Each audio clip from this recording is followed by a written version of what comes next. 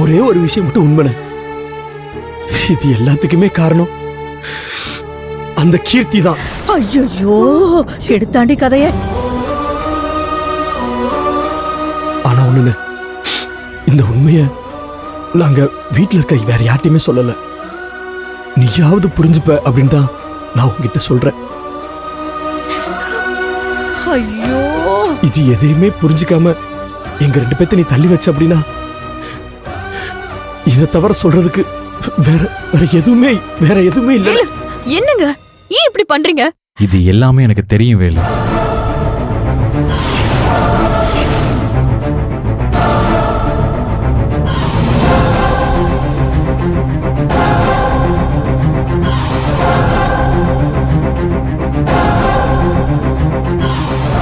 நீயும் செல்வியும் போலீஸ் ஸ்டேஷன்ல கீர்த்திட்ட பேசிட்டு இருந்ததை நான் கேட்டேன்.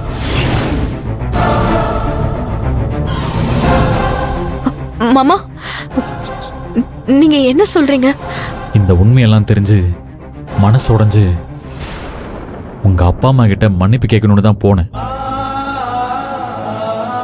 ஆனா அப்போ செல்வியோட அப்பாவும் அம்மாவும் கீர்த்தி செஞ்ச இந்த திருட்டுத்தனம், அவ செஞ்ச கொடுமை எதையுமே தட்டி கேட்க துப்பு இல்லாத என்னை திட்டி அனுப்பிட்டாங்க.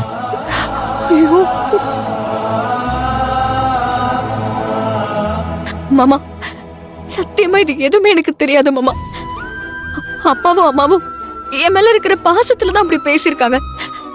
அவங்களுக்காக நான் மன்னிப்பு கேட்டுக்கிறேன். செல்வி, அவங்க மேல எந்த தப்பும் இல்லை. அவங்க என்னை பார்த்து கேட்ட அத்தனை கேள்விக்கும் நான் தகுதியானவன் தான். நான் அவங்கள குத்தம் சொல்லலை.